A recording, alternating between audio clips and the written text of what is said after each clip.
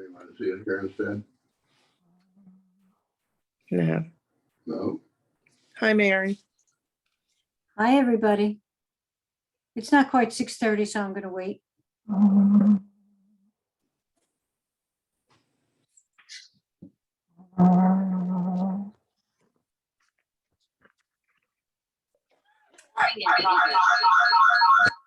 However, it probably would be a good idea if you're not speaking to mute yourself.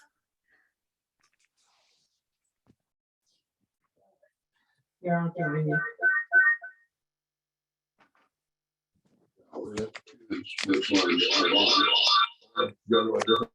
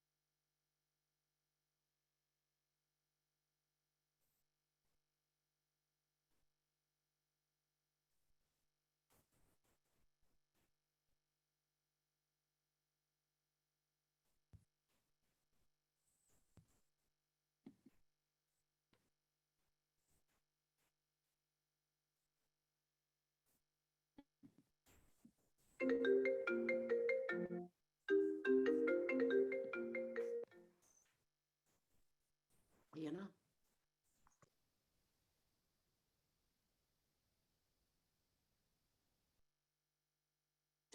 And while you should mute yourself, you should, if you want, appear on camera so we can see you. I mean, unless you're unclothed or something outrageous like that.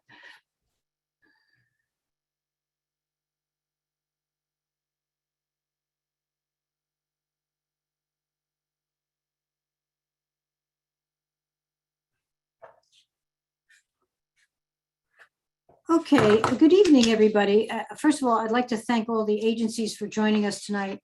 We have MPD Commander Bedleon from the Metropolitan Police Department and Captain McKee from the Metro Transit Police, as well as representatives from the Department of Human Services and the Housing Authority. We also have representatives of Giant, CVS, ANC 3F, and Van Ness Main Street. And I'd like to give a special thank you to Harry Garal and Nancy Starr for some vital information that they have independently gathered in terms of criminal and other disruptive or antisocial activity in the neighborhood, which I'll make reference to shortly. The purpose of tonight's meeting, and the reason why I called this, is to discuss the prevalence of crime and antisocial behavior in the Van Ness and Forest Hills communities. This fall, I've heard from a number of you, residents, business owners in the area who have concern about an increase in crime and disruptive behavior in the neighborhoods. And of course, I share those concerns. And I called the meeting tonight so that residents could hear directly from MPD and the Metro Transit Police in particular as to what is going on. I've also received questions about whether there is in fact, a rise in crime or merely a perception of such an increase. And I hope that our officers can address that question. And to the extent we do have an issue about what we can do about it.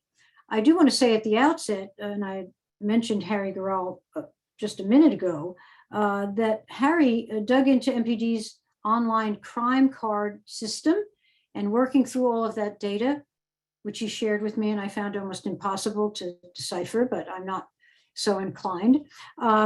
He was able to conclude on a percentage basis that property crime up 23% and violent crime up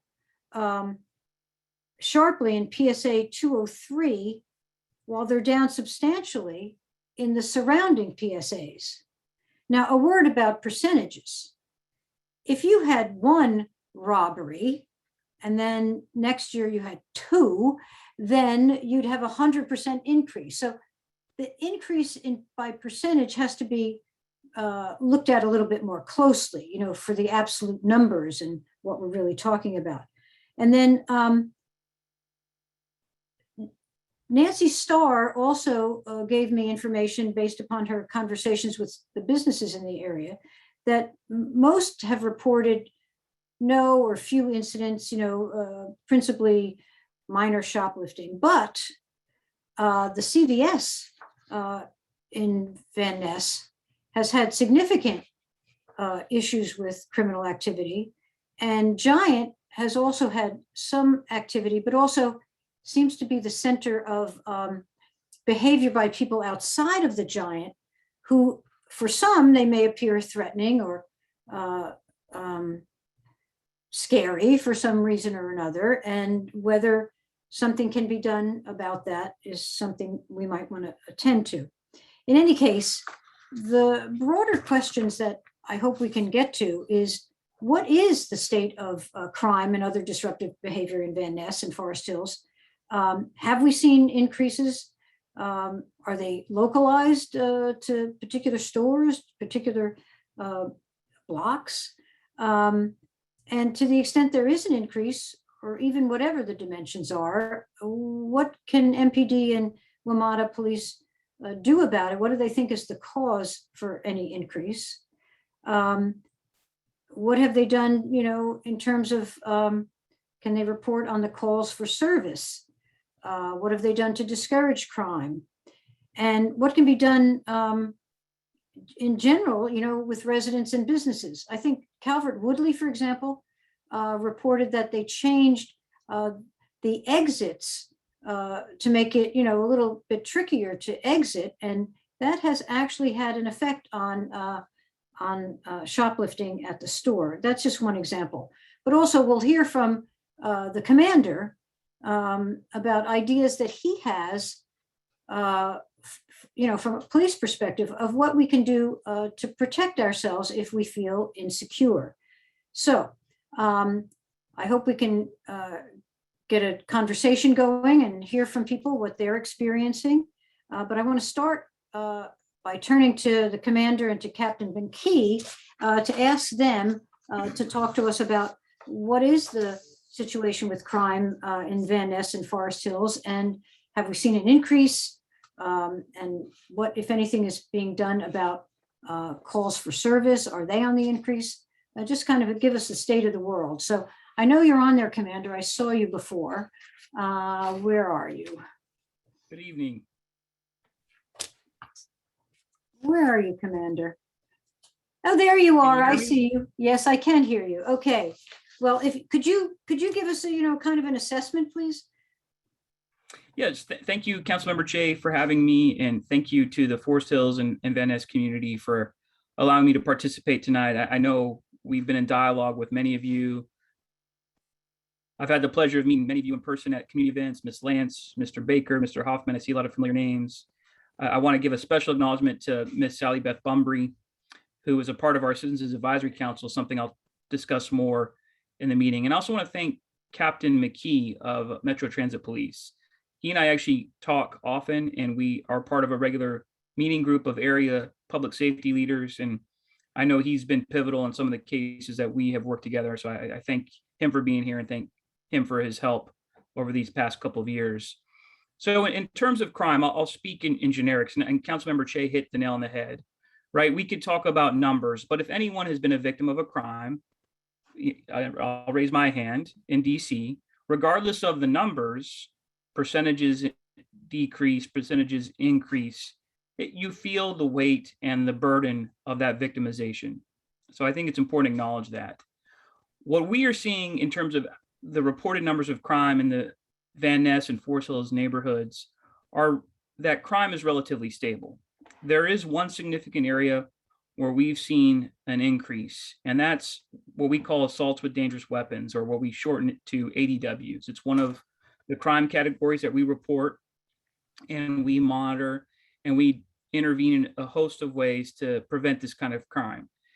One of the most difficult assaults to prevent are domestic related, and that has been the majority of these cases in the Van Ness and Forest Hills neighborhoods. When we've had assaults with dangerous weapons, they've primarily been domestic related or a situation in which a victim was targeted for either an unknown reason or a known reason.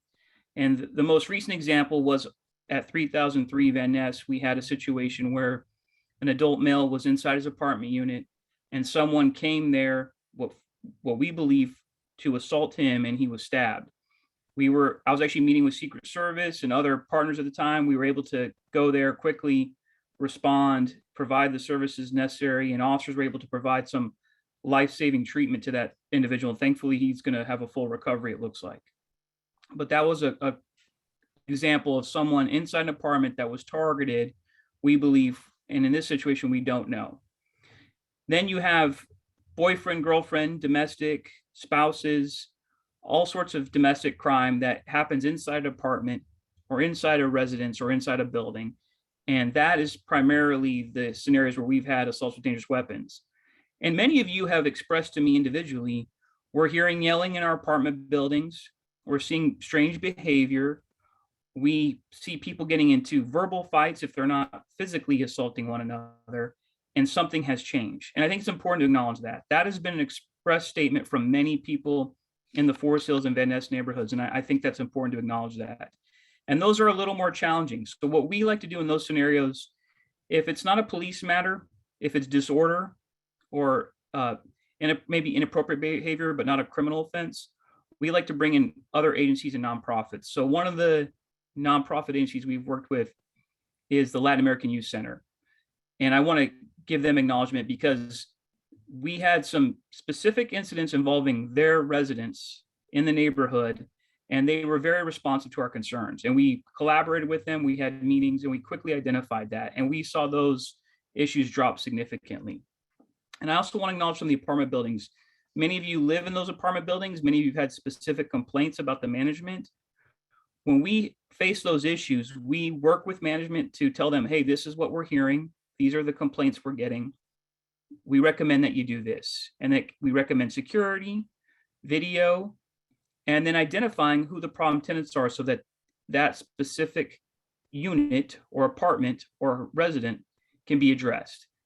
And if we feel that the building management is not living up to that, what we do is we reach out to our partners at the Office of Attorney General.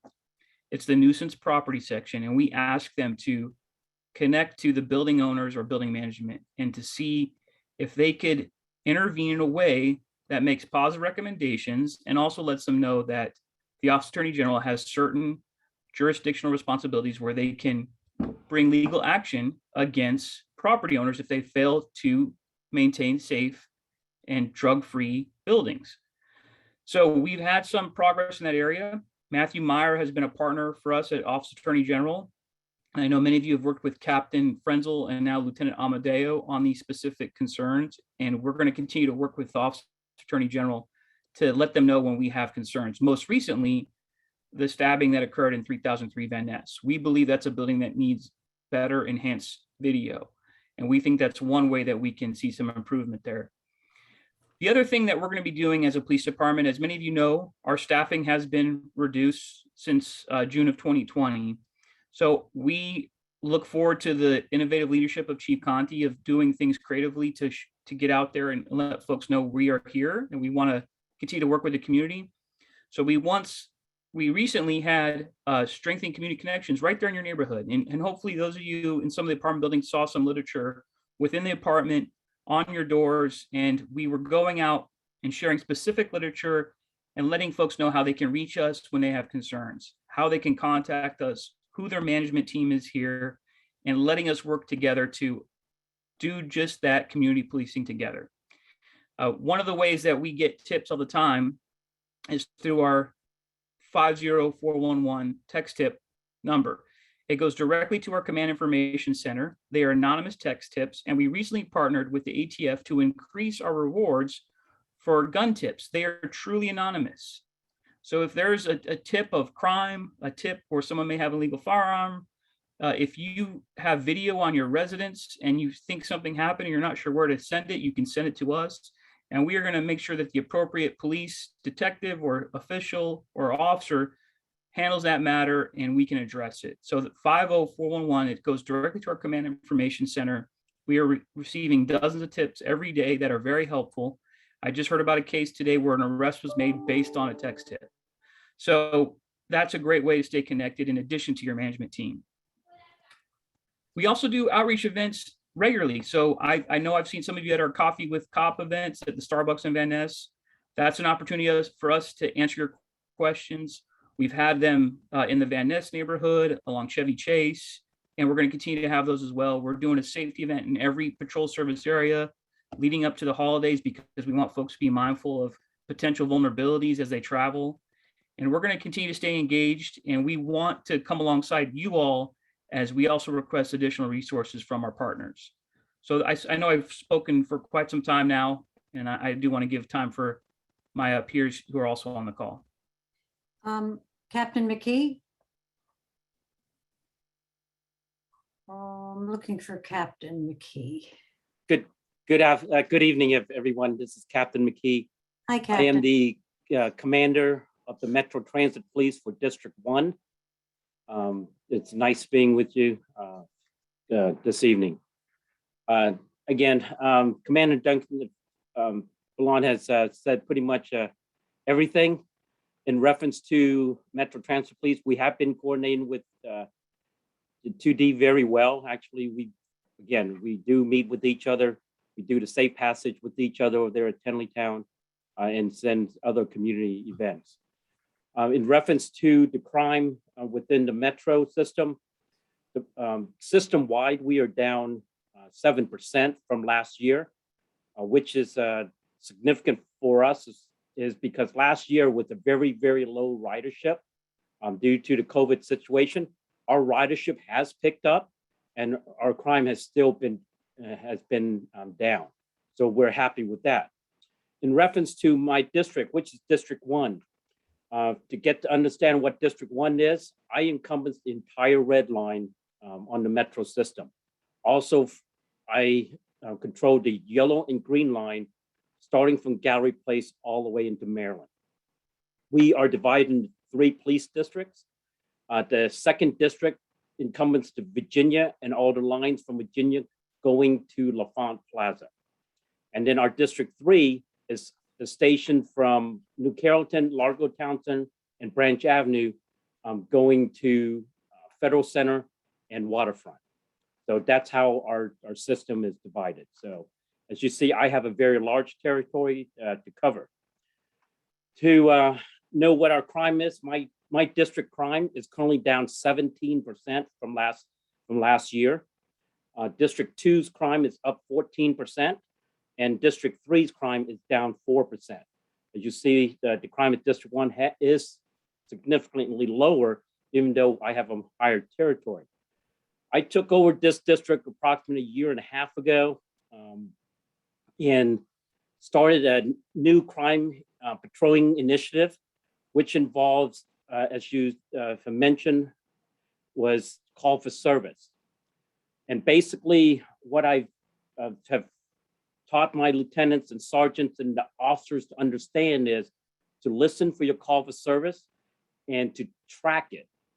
Because most police agencies use patrol techniques is a crime's reported, so we need to patrol that certain area. Where a crime's reported, we have a crime stat, we have a number to attach it to. But for call for service, like for us, a person calls us or go to the WMATA harassment line and say, hey, I was harassed on the train at the Van Ness Metro Station. This person said something to me. This person pushed me. They went in there to the WMATA harassment hotline. I actually tracked that. And then I start noticing, we track this at my district daily, sometimes 2-3 times a day. And it changes our deployment based on that, because that is, to me, is a precursor of a crime possibly going to happen, because something's happening over there. So what I've done is to deploy our officers to that area. And next thing you know, they are able to encounter that individual and hopefully mitigate any incidents that that could have occurred. So it has gotten our officers our arrest rate up. For example, my arrest rate was up to 70% of all dispatch crimes. So that what that means is basically a call comes out, our officer is there. One of the biggest success is here at Fort Totten, is where there was 9 reported offenses at the station, and out of the 9, 8 was on view arrest by officers were already there because we already deployed there based on the call for service. The 9th one, we didn't get it because the person actually went home and reported it. So that's one of the big success that we had at Fort Totten. In reference to the Van Ness area, I did pull some numbers since November of this year. Van Ness, we only had 2 crimes there. One was for a robbery, and that individual was a juvenile. He was basically a juvenile that we've had issue with over and over and over. We know him. When the report came out, I actually knew who he was, even by his description, even before the officer finished with the report. He said, hey, it's this person we had our officers already looking for. The other one was an indecent exposure that was on the train, and that was led to an arrest. And the other instance was at Tenleytown. There was 2 of them. Was an attempt robbery. Again, was a juvenile suspect, and then an indecent exposure. I looked at offenses for Friendship Heights, Woodley Park, and Cleveland Park, and there were none. So for us, that area has been very well, pretty much under control with us. I understand like the commander said, we did work together in reference to the CVS robberies up there, and we coordinated our CID unit and their unit coordinate to identify those folks. So we're happy, and we coordinate with each other in order to mitigate all the criminal issues. Thank you, Captain. Unless there was more, I did want to put a couple of questions, and we already have some questions, from folks who are attending. Commander, a couple of things. You didn't mention anything about relative rise in calls for service in the Van Ness area, but even still, in that regard, and thank you for acknowledging, that something has changed up there, whether it be strange behavior or what have you. Is there any thought being given, and I don't want to horrify anybody, to having foot patrols in the neighborhood? I mean, if you had the presence of police walking around in the Van Ness area, for example, I think that would have a very salutary effect. Even if it was something, like, a unit, and you had said in some other meeting I was at that you're going to increase resources, I thought, up and down Connecticut Avenue, but what is the reaction to something like that? That's a great question. Thank you, Councilmember Cheh. In terms of footbeats, we receive our best benefit based on calls for service, 911 calls, and a frequency of population or businesses. Unfortunately, the second district is down 17 officers since June of 2020. when Councilmember Charles Allen introduced the budget to reduce our staffing. That has been a huge challenge for us. I do supplement our areas with foot patrols, with mountain bike patrols, and with scooters or motorcycles. And we do it based on when we think we will have the greatest impact at the greatest time. So actually, I would say in the Forest Hills neighborhood and in the Van Ness neighborhood, we had concerns about late at night. So I would hope the residents there have noticed a supplemental increase along Connecticut Avenue late at night, because that's where we saw our rising complaints or concerns about behavior. Some of it disorder, some of it crime. So we are not opposed to foot patrols, but in terms of a daily dedication, I simply can't justify that with our current staffing. Now that, of course, will always change, and we do try to supplement occasional foot patrols or sporadic foot patrols. One of the officers that I think folks have seen often is Officer Zuniga. He's kind of shorter, has a beard, and he has worked and partnered well with the Latin American Youth Center. That's a great example of a community police officer partnering to identify ways that they can work together. And he's done that on foot, and he's also done that on scooter. So we do supplement in those ways. We just can't dedicate it on a daily occurrence. And when did you start the increased presence in, let's say, the Van Ness area? And from whatever that was, has there been a notable decrease in calls for service or incidents?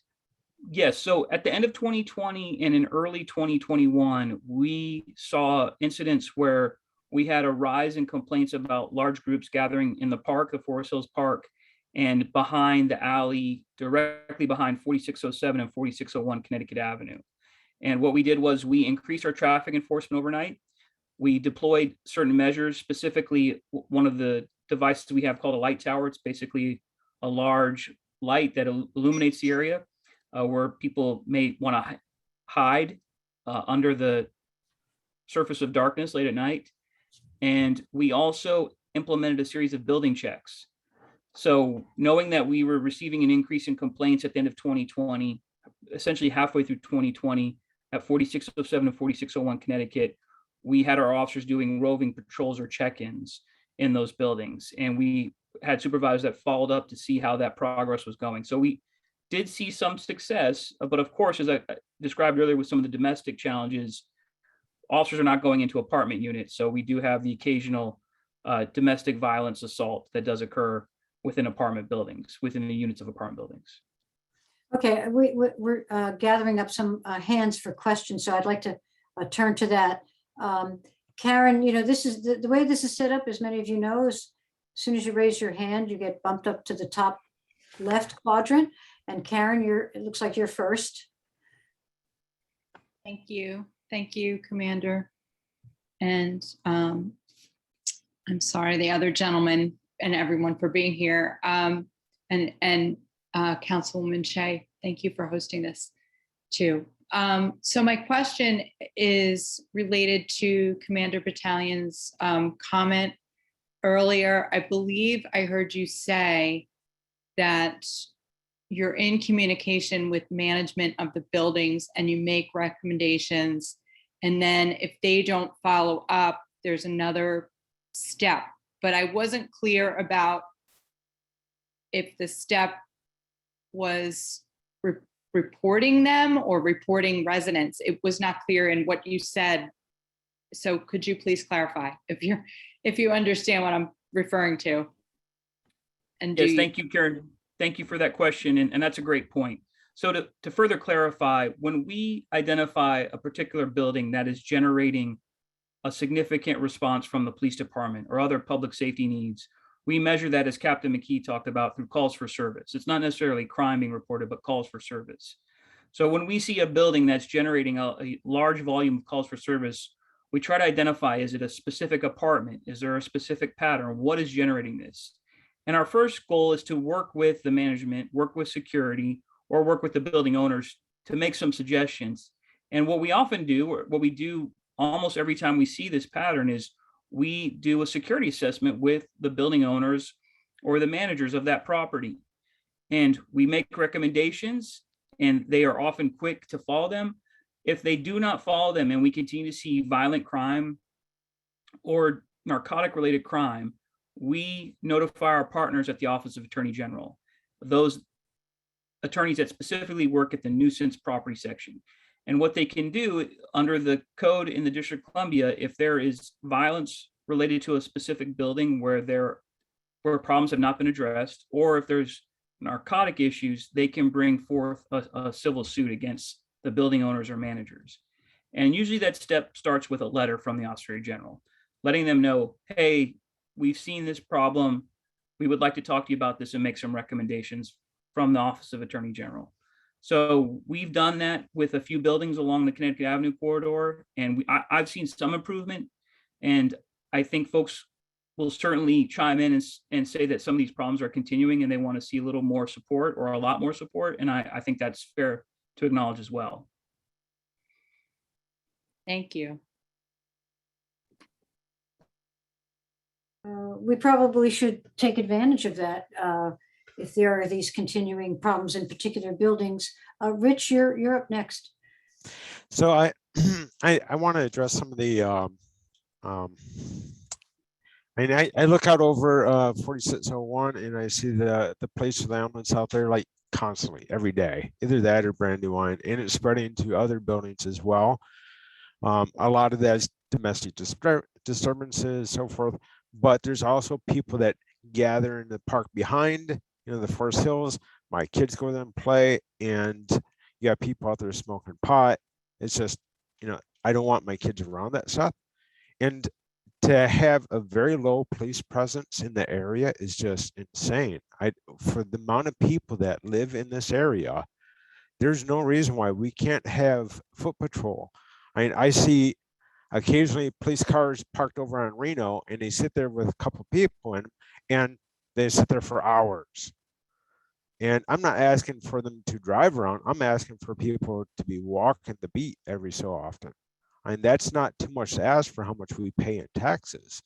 And that would set a clear message to the people that there's not a place for them to be smoking pot or doing bad behavior. And it would send a clear message to the rest of the residents to maybe behave a little better. And we've had 3 break-ins or attempted break-ins to our building here. And our management, instead of actually getting cameras that can give good viewpoints of the sidewalks where people are coming in, they have head-down views of the door entrances. And out of the 3 break-in attempts, I don't think there was any usable video or any people detained or arrested from that video. And so having good advice to them as to what angles and so forth, that needs to be addressed. And the actual tools that she collect and review the data. I look at the front desk, they got 2 small monitors and they're trying to cover 40 videos. You can't do that. And so our management's not really taking the advice of the residents. And maybe if you guys could give them that advice and so that they follow it.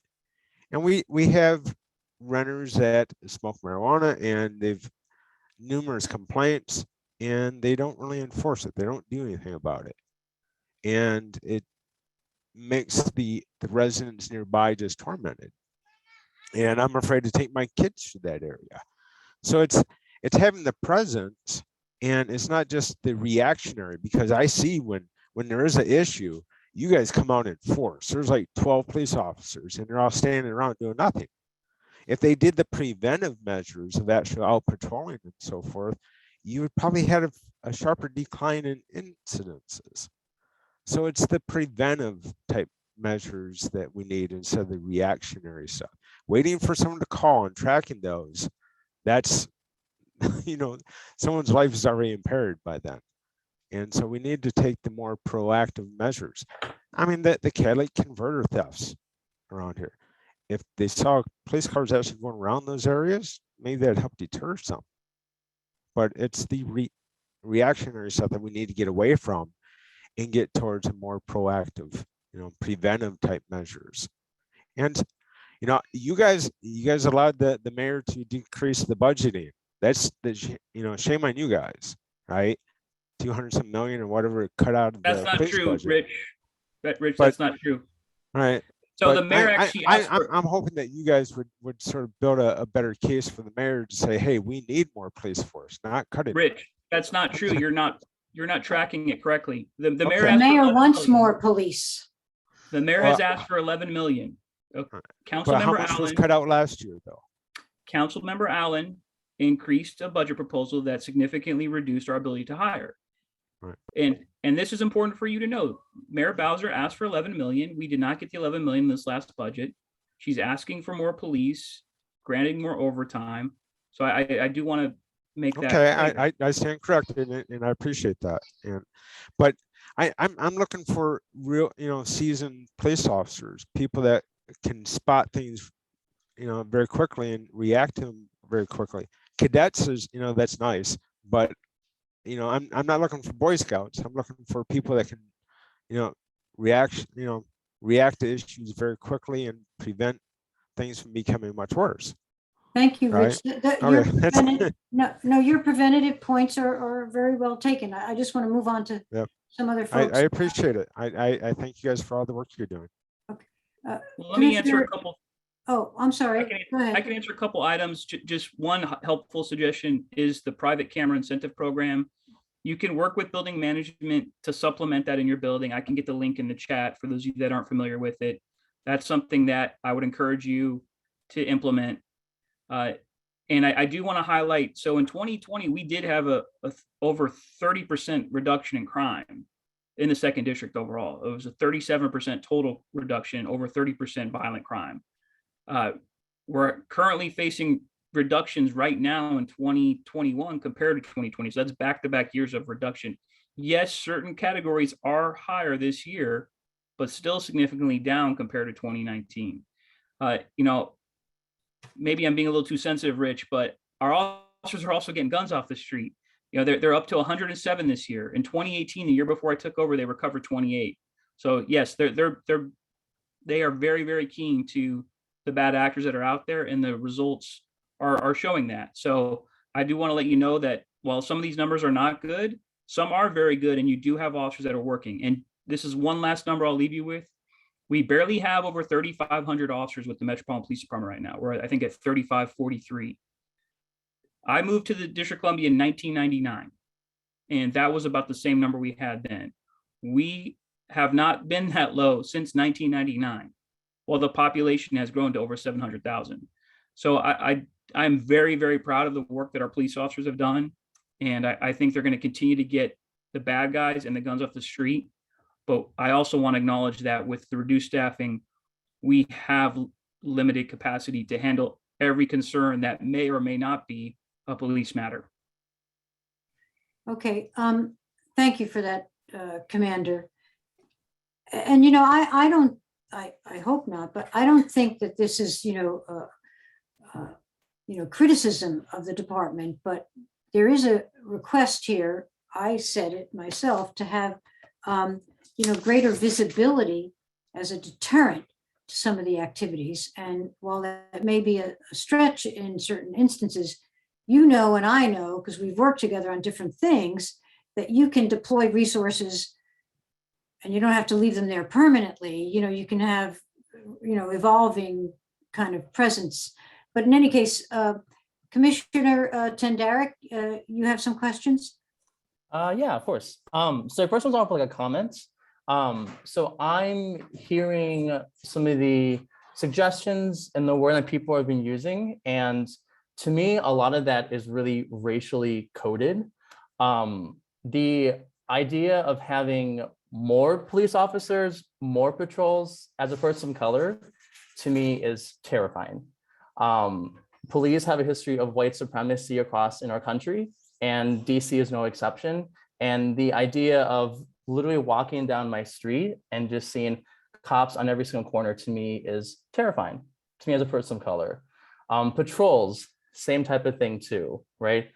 I understand that there is a perceived increase of crime in our area though, but to me as a person of color, like seeing that to me is like having a police officer in every single corner, have them everywhere you go, to me is terrifying as well too. And so I want people to be mindful of the language they're using, because I'm hearing a lot of like strange behavior, suspicious people, right? Being aware of like, who is that person? What race is that person? And thinking, is that a racist thought in your head? Because I'm seeing a lot of this like language being used. I want people to be really aware of that.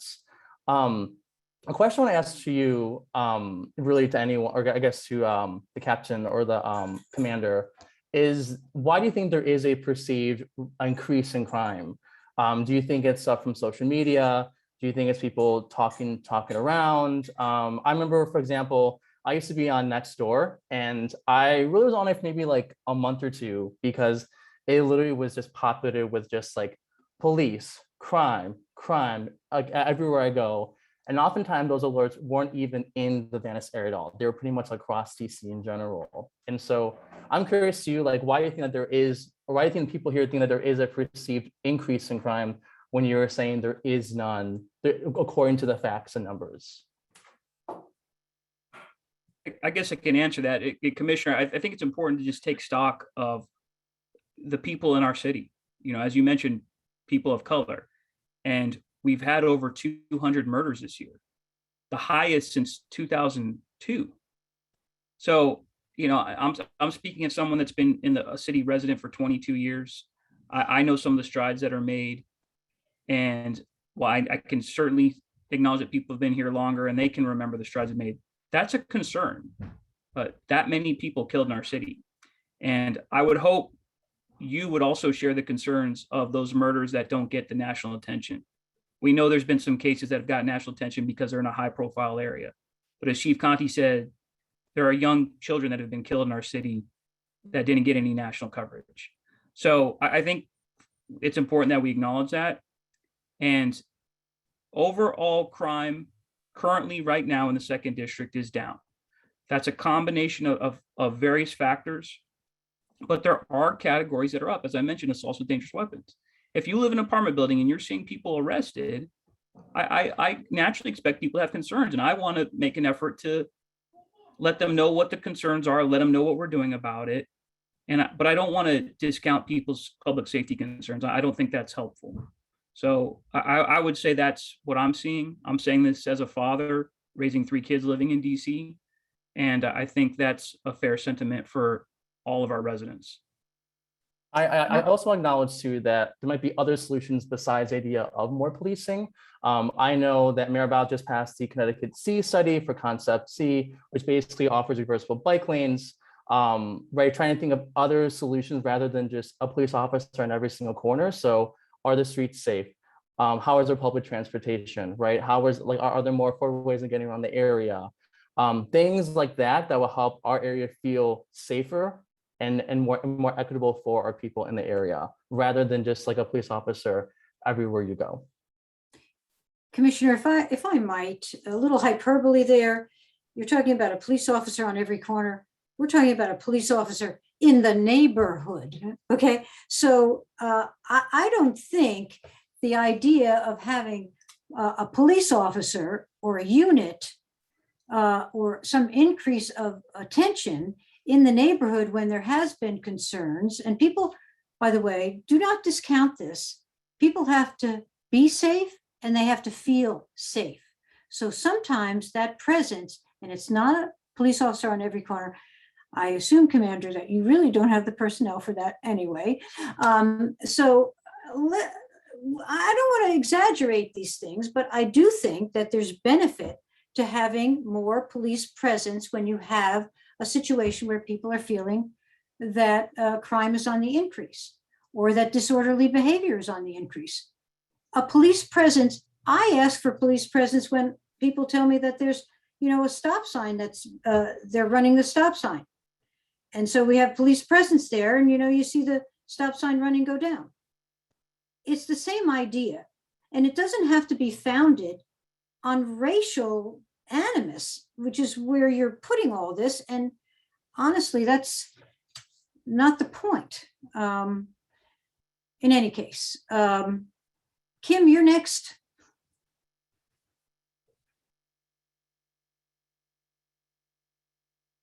Where's Kim? They move the squares around here.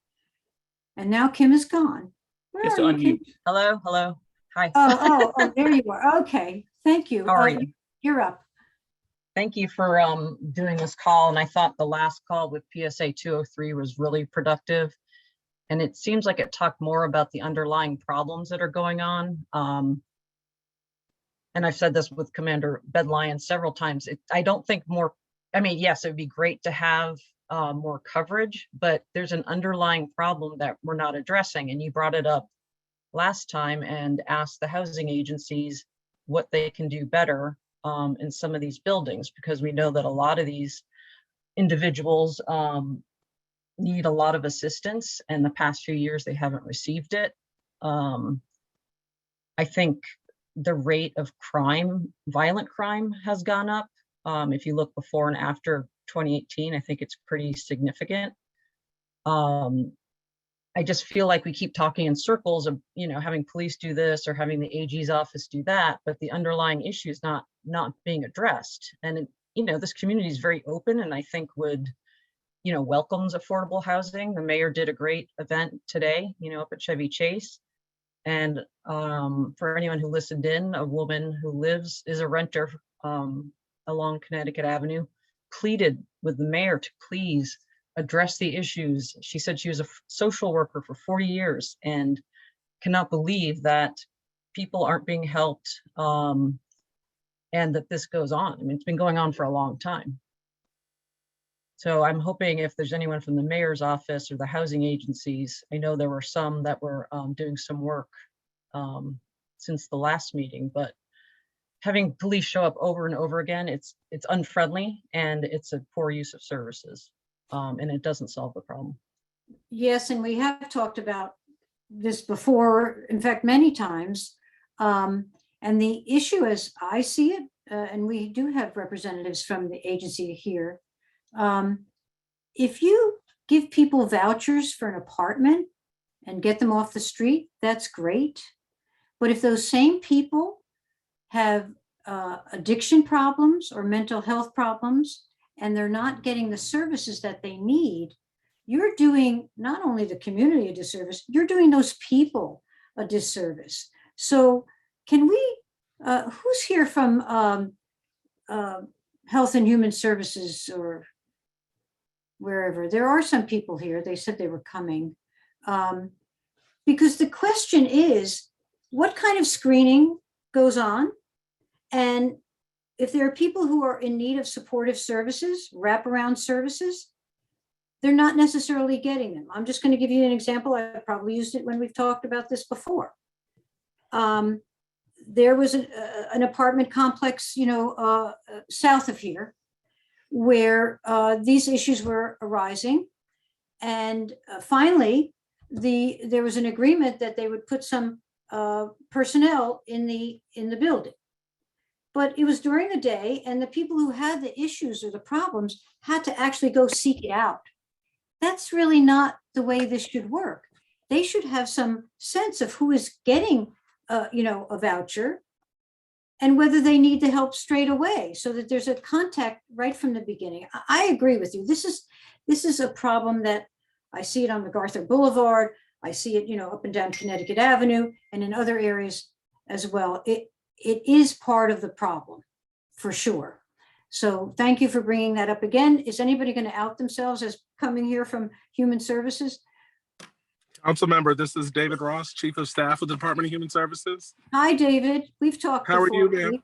We have Hi. talked before, ma'am. It's a pleasure to see you this evening. So what kind of screening goes on? For example, I'm going to just give you one example. I was walking down Connecticut Avenue. A guy is running down Connecticut Avenue, sort of screaming or whatever, and throwing off his clothes as he goes. It was cold that day. That person obviously needs someone to help him. Okay, so what do you do by way of screening before you just put someone, in, or they go to a building, but they may have mental health issues? How do you handle that? So great question. And really, regardless if it is mental health or substance abuse, that does not negate someone's right and ability to live in dignified, safe housing. Our first responsibility is to get people off the street, make sure No, people no, have a that's warm. conceded, but what do you do to help them? Ma'am, I'm answering your question. Okay, okay. And so when we conduct our assessments, it's not to screen someone out of a program, to not put them in a unit. It's to better understand exactly what services that the customer actually needs. Now, I think there needs to be some level setting around what supportive and wraparound services looks like. It does not mean that a customer who may have a voucher should then live in a unit with 24/7 observation. Like it's not prison, right? We want people to be able to go and come as they please, but they are connected with wraparound services. They are connected to a case manager. And in the instance that you're sharing, I believe that was on Connecticut Avenue, there was some, I believe some violence going on, some increased calls for MPD. And what we did is we got together with the management, with MPD, with the community, with the residents, and it was agreed upon that if there were some additional security protocols, some cameras, along with on-site immediate access to case management, we then saw a decrease in some of those violent occurrences. I want to make sure we level set that low income, housing instability, and homelessness is not synonymous with mental health, alcoholism, and violence. That while it is unfortunate that our residents who have lived in the communities for some length of time are experiencing these things, that doesn't prevent our new residents from being able to, it should not prevent our new residents from setting up shop, one, while they get access to the services, so that we know. I'll take myself as an example. If I'm a voucher holder, I may have a variety of complex needs, right? So of course I need housing. I may need some work supports on top of behavioral health and maybe some substance abuse issues. You can't tackle all these things at one time. That's a sure recipe for disaster. So our primary responsibility and focus is, one, to put that resident into housing. Then, using a trauma-informed care approach, we work with that resident to identify, between your behavioral health, your substance abuse, and your workforce needs, what is your presenting priority? And we support that customer to address that specific challenge. And so that doesn't happen overnight, council member. It doesn't, right? It's the human condition, and we're not buying widgets and putting widgets into spaces. The human condition and working to support behavioral change takes time. So I don't want to negate the complaints and the feelings and the sentiments that your constituents and our neighbors are feeling. They're valid. And nothing I'm saying is meant to negate those feelings. I hear them. But what I am asking is for those who have had a rough chance at life, who have found themselves on the street for whatever reason, it's not my place to judge. I took this job to support helping that person get back on their feet. And that doesn't happen overnight. And what we'd like to do, wherever there may present an issue, is the same thing that you have identified that we did on Connecticut Avenue. If there's an issue, let's work with the community. Let's identify a solution to it that worked at Connecticut Avenue. And hopefully either that model or a model similar to people coming together to find a resolution will help sort of address the issues as they arise. Can people be in touch with you directly? Me as the chief of staff? Yeah. Or Of whomever. course, yes, ma'am. Yes, ma'am. Of course. We have our program contact on the line. I welcome anyone the opportunity to contact me. And I think some of what may help is sometimes when we see those issues, as the example you gave with the gentleman who's running down the street ripping his clothes off, there was an article that came out recently that I think in DC there are 90,000 more residents since the past 5-6 years, but we're operating with 500 fewer MPD officers. We need to be mindful of those resources, right? And so in your scenario, we don't need to call MPD. That's a call to the crisis unit that will come out. If you provide a location, they will come and pick that person up and not put them in jail, which will exacerbate the issue. Could you put that contact in the chat? David, I put all of those resources. Hi, I'm Tawana Holling. I'm Hi, the program Tawana. manager with DHS. I work on David's team. And I did put, as I was reading the chat, I did put several resources for you all. I put the community response team, the access helpline, the emergency psychiatric services line, and also the collaborative solutions for communities number in the chat. So those are several numbers that can be accessed right away for a plethora of community supports that may or may not be connected to the Department of Human Services. Ms. Okay. Holland, I'm sorry, can you do me a favor? Can you add my email address into that chat? I'm not able to do so now, but Absolutely. Councilmember, I think what might also help is, I've been to a couple of these now. I've been in my position for a year, and what I'm saying is maybe we can do a better job with helping the transition, right? I think so. And sometimes what I have seen is we're asking case managers to work with community members to address issues. And that's not what case managers are trained to do. That's not what they're hired to do. So I'm actually working on reorganizing some different units in my shop.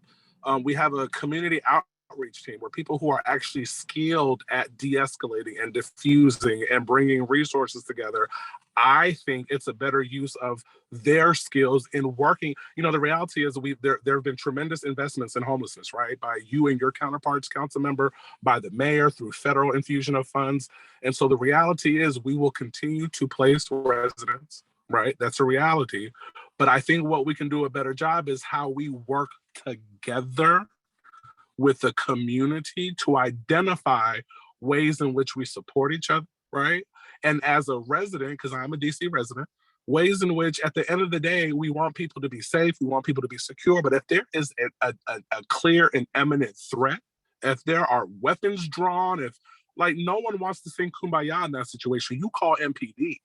But where we have folks experiencing behavioral health issues and challenges, let's call our behavioral health partners who are better equipped to handle that customer. David, can I ask you, as you know, with the sort of rhythms of the government, yes, ma'am. We're about in a couple of months to move into budget season, okay? Yes, ma'am. My understanding is that there is not enough money for all the behavioral health and wraparound services that are needed with respect to people who are being put in units. Isn't that correct? So that's a discussion a little above my pay grade. I think the problem kind of includes a lack of affordable housing, ma'am. Affordable housing can solve a lot, right? We're talking about getting people into units who may have behavioral or, addictive issues. That's what I'm that's addressing the symptom on the back end. And what I'm suggesting is some of what has led people to homelessness is an inability to afford this great city that we live in, right? I mean, I have a very well-paying job, but I am terrified to adopt as much as I want to because things are very expensive and I'm very well paid now. But you said something was above your pay grade. Now we're finding out that you have a good pay grade. Well, no, but you're asking you. I think, no, that's fine, but it's not my job to advocate for more funding and different policy. My job is to help house residents in a way that is supportive and conducive to the existing community. That's all we want to do. Do you have enough personnel to do that job that you said we could do a better job? Do you have enough personnel to do that? That's just a yes or no. In my shop, yes, and I'm reorganizing it to better allocate those resources to do this work. Mm-hmm. All right, Harry, you're up next. Yes, I'm the president of the Van Ness South Tenants Association, 3003 Van Ness. And thank you for the statistics you shared. Thank you. You're welcome. And I'd also like to thank Commander Bedley and MPD for all the work they've done. I know our building has been a problem building, and we appreciate all the calls and all the times you've come out and all the advice you've given us. And it's given us a little bit of leverage to deal with our landlord Equity Residential, which really has no concern almost at all about security, including broken locks, no security guard, outdated security cameras, et cetera. So that's been a problem.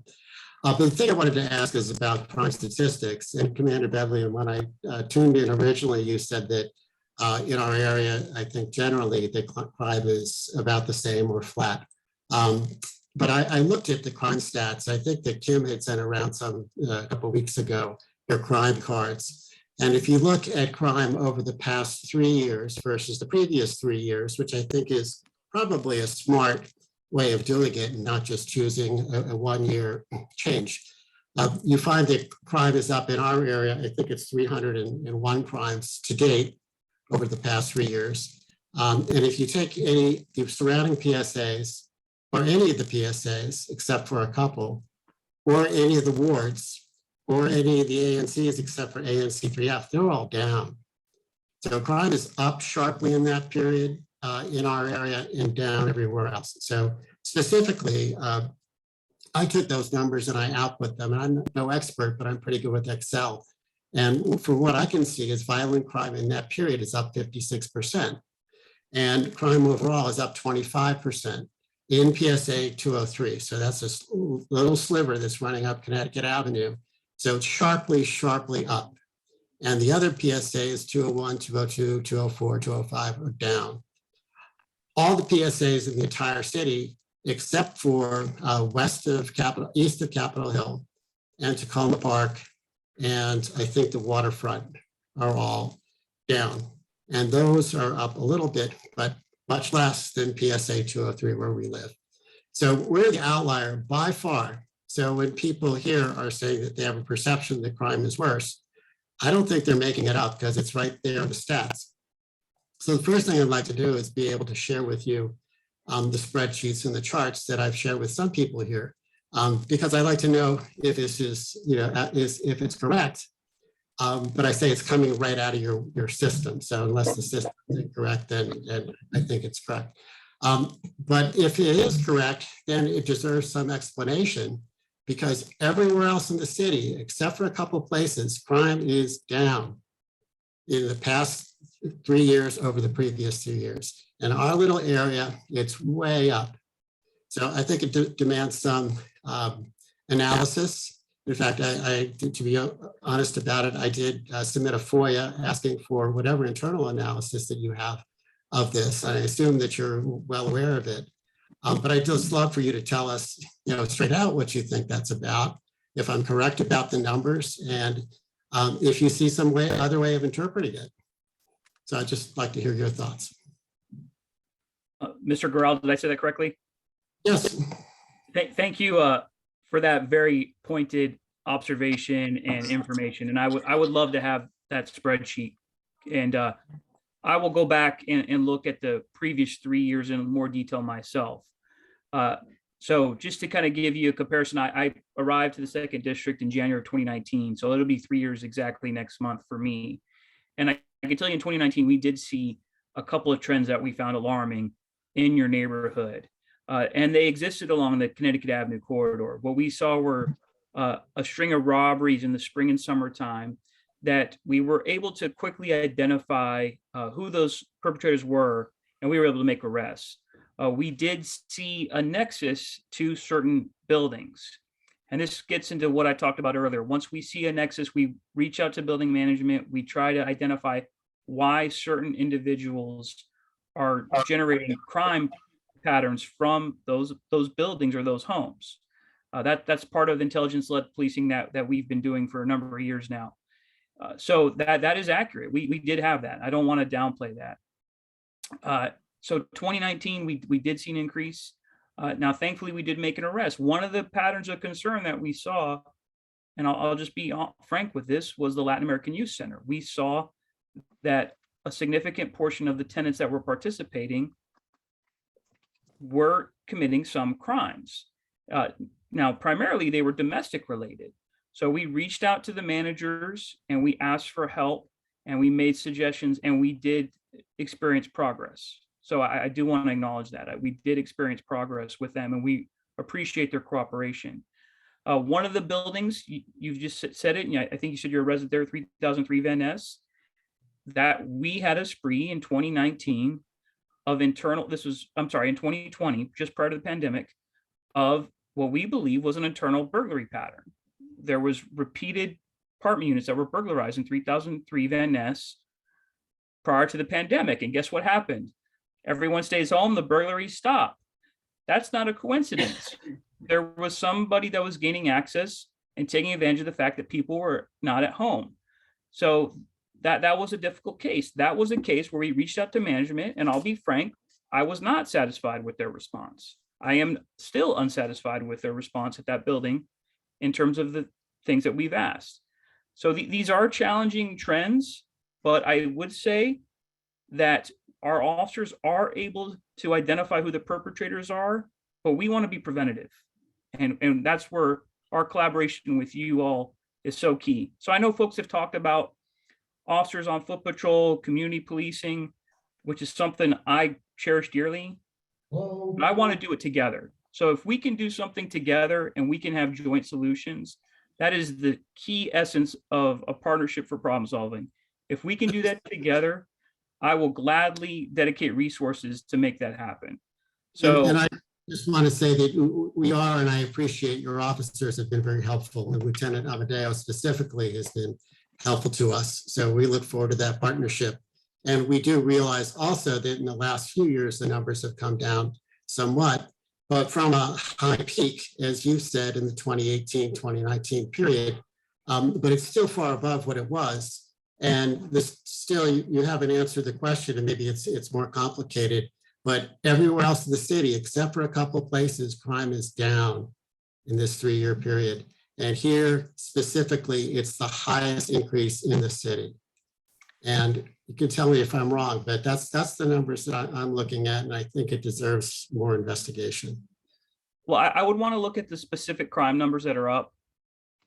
I can tell you crime is not down in large chunks of city based on where homicides are occurring right now in Ward 7 and Wards 8. We're very, very high, far higher than 2018. So I'd have to look at all those numbers, but I can tell you off the top of my head, that's not fully the Crime cards, and it's 3 years versus 3 years. So a shorter time frame might show a different trend, but looking at 3 years versus 3 years, which is the way crime cards allows you to do it, the information I believe is correct. So again, I want to look at the numbers. So homicides have increased for the last 3 years. That's statistically true. Certain crime categories may have gone down that represent an overall crime reduction in certain neighborhoods. The violent crime, the property crime, I believe has been impacted in your neighborhood by certain trends related to certain buildings. I believe that. And I believe 3 is one of those, but some people here are on from the Brandywine, for example, and we've heard of Saratoga, Chesapeake. Are those buildings also problem buildings? Sedgwick, is that a problem building? But Sedgwick, we've seen our calls go down in the last 2 years. We've seen those calls decrease. But yes, you've mentioned some buildings where we've received specific complaints and we've seen our calls increase. I would like to hear from Amy Schusheim. She's had her hand raised for about an hour now, and I'd really like to hear from her because she is directly involved with some of the residents going through these incidents. Okay, we have a queue, but and Amy, you're like 1, 2, 3, 4th. But if the people who are prior to you don't object, why don't you go ahead? Thank you very much. I am a retired social worker from the Department of Veterans Affairs. My parents worked for HUD, and I really feel this is a question of a lack of wraparound services for the families. And I want to discuss, when I put a homeless veteran into an apartment in DC, I went into the apartment every week and I made sure that their medicine was being taken, or that their hygiene was okay, or that there were no problems with the building. I want to help everybody here. I want everybody to be safe. There was a child in Connecticut House who was hanging out of the window from his waist. And if he had fallen out of that window, he would probably have died like the other toddler did in the Brandywine. Now, I'm licensed in the District of Columbia. I did not want the child taken away from the mother. but I wanted the child to not die. So I went to my property manager and I said, there's a child hanging out the window and he needs to come in. But there are things that are happening that aren't safe for the families here and aren't safe for the renters here. And I want the city to take responsibility for these families. And, you know, they're putting these families in these apartments with only a bed. And I and other people in the Connecticut House have given them linen, have given them desks, have given them food. I've multiple times bought food. And I don't understand where the case managers are, because I was told they don't want to come make home visits because of COVID. When I worked at the Soldiers Home, I went into homes, into patient rooms with typhoid and TB and MRSA and shingles. Social workers, that's part of the job, is to go into the home and help the family. And, you know, when the resident above me threw heavy furniture out the window and it hit my window, and I called the police, I called 311, I don't call 911, and the police came. They had already been called by people on the street walking their dogs on Albemarle Street, dodging the furniture. And the police said to me, it is only a crime for them to throw heavy objects out the window. And this was a huge bureau and a double bed in a frame. If they hurt or kill somebody, we can only recommend to them not to throw things out the window. I went to Darrow Management and they said, well, it is a violation of the lease, but nobody can be evicted because of the moratorium on evictions. So, you know, there's nobody taking responsibility. And these families need care. One family was causing fires on our floor. And so they got some criticism to be more careful. And what they did as retaliation was they disabled the smoke detector.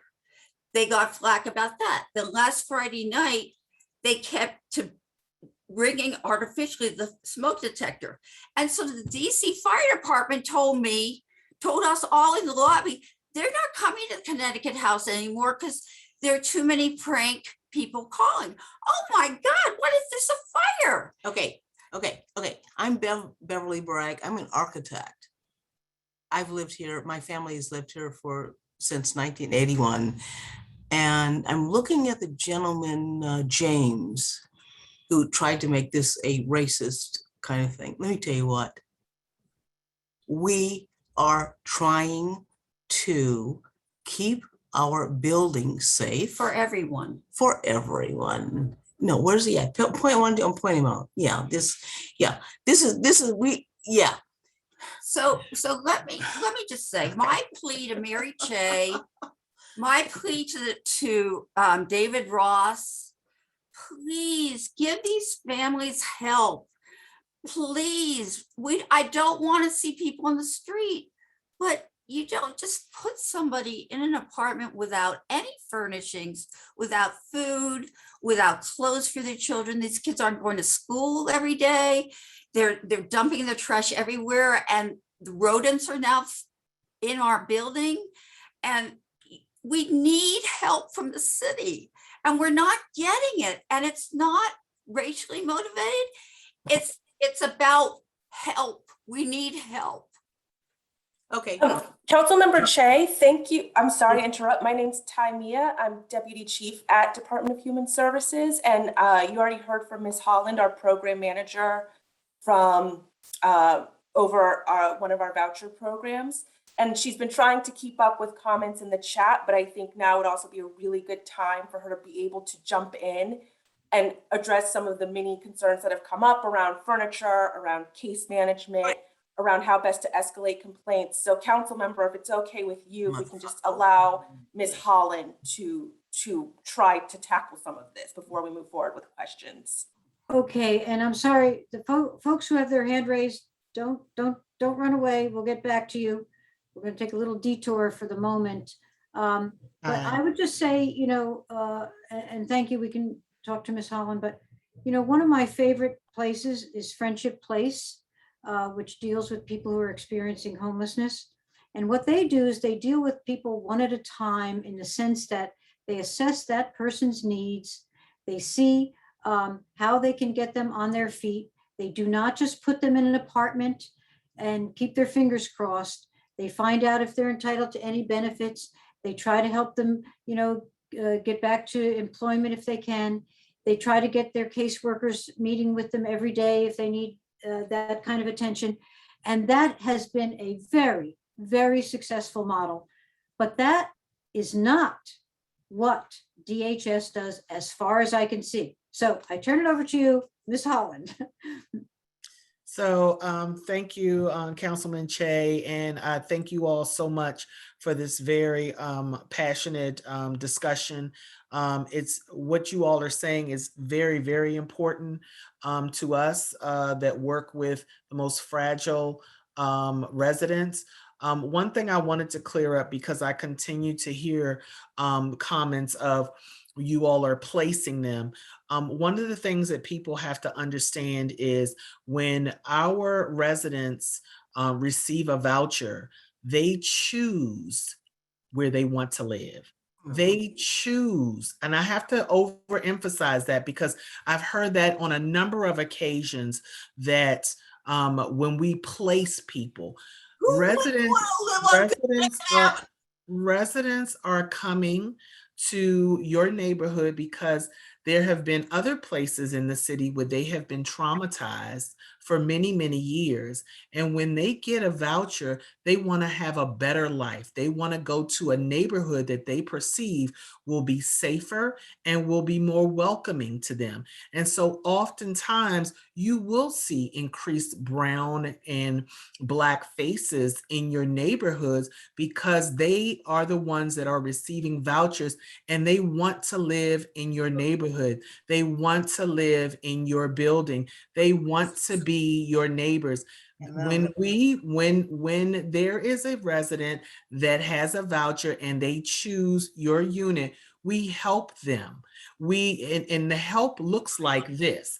When they apply and the property manager approves them to move into that unit, before they're moved in, they have a home full of furnishings that are provided for them to no cost of their own. Now, let me just say this. I see Miss Amy, she is shaking her head no, but for DHS residents that come through our program, Miss Amy, yes, they all get it. I cannot speak to every resident that is low income. They are not all connected to Department of Human Services. Some are connected to Department of Behavioral Services, and some do not have any services.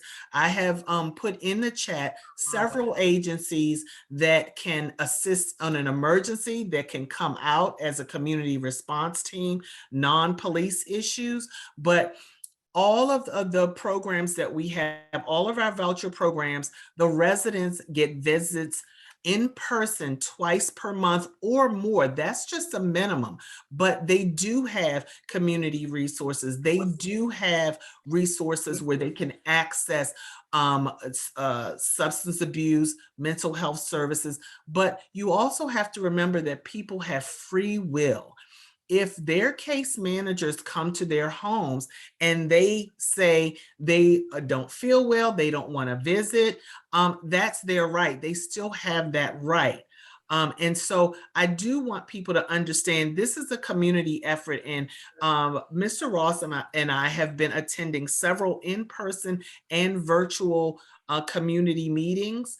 And one of the things that we have realized and recognized that through the pandemic, there have been a lot more people at home in the neighborhoods, and a lot of the behaviors that you're seeing are sometimes a symptom of everybody being at home all the time. And so as we are opening up, and yes, there was a point in time when visits were ceased because of the pandemic. Visits have been continued as of August. And so there should be our case managers that are there. that are helping them, that are helping to assess, continue to assess. But when there's an urgent issue at that moment, if it's not a safety issue, please use the numbers that I have provided in the chat. They are other community resources of folks who can actually come to the area, and other services that they can access on an ongoing basis. Gil, you've been waiting, so you're next.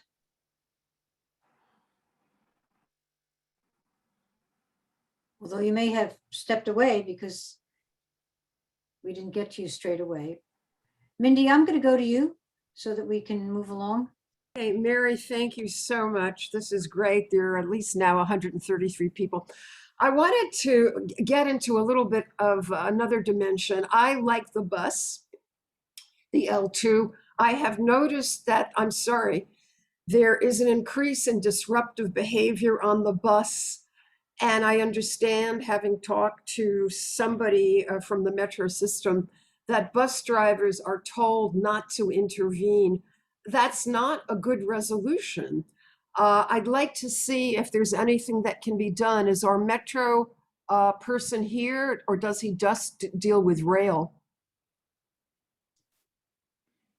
Yes, this is Captain McKee from Metro Transit Police. I can address some of that. Okay.